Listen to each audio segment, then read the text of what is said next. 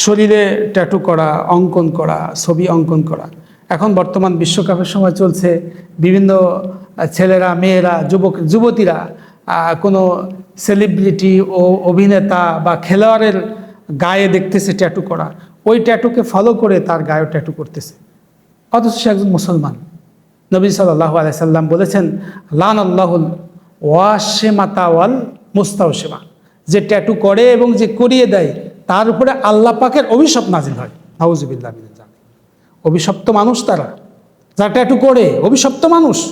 এবং সূরা নিসার মধ্যে বলছেন, অমাইয়াল আনিল্লাহ ফালান তাজিদা লাহু নাসীরা, যেই ব্যক্তির উপরে আল্লাহর অভিশাপ পড়ে, হে নবী, এই ব্যক্তিকে বাঁচার জন্য কোনো সাহায্যকারী আপনি পাবেন না। এ গেছে, এ শেষ হয়ে গেছে। যারা শরীরে ট্যাটু করে এরা মালউন, এরা লানত। এবং সবচেয়ে ভয়ঙ্কর কথা হচ্ছে, মান তাশাব্বাহা বিকওমিন ফাহুয়া মিনহুম, যে জাতির সাথে সাদৃশ্য অবলম্বন করে সেই জাতির সঙ্গেই কিন্তু তার হাসর হবে। যে ব্যক্তির সাথে আপনার ভালোবাসা করতে হবে, আলমার ও মামান হাব্বা।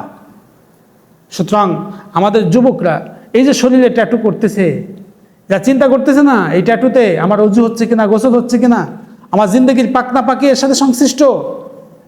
ভয়ঙ্কর একটা পরিবেশ তৈরি হচ্ছে। দেখছে খেলোয়াড়ের গায়ে ট্যাটু করা, সেও ওটাকে অনুসরণ করছে। ভাইরা আমার, খুব সাবধান, আপনার ছেলেদের সাবধান, মেয়েকে সাবধান। একটা জরিপে দেখা গেছে যে 20 বছরের যুবক যুবতীদের গায়ে ট্যাটুর প্রবণতা বেশি। যুবকরা যেমন করতেছে, যুবতীরাও করতেছে, আম হারে করতেছে। এর থেকে আমাদের সমাজ কঠিনভাবে রোগাক্রান্ত হয়ে পড়েছে। আমাদের উচিত এদেরকে সতর্ক করা।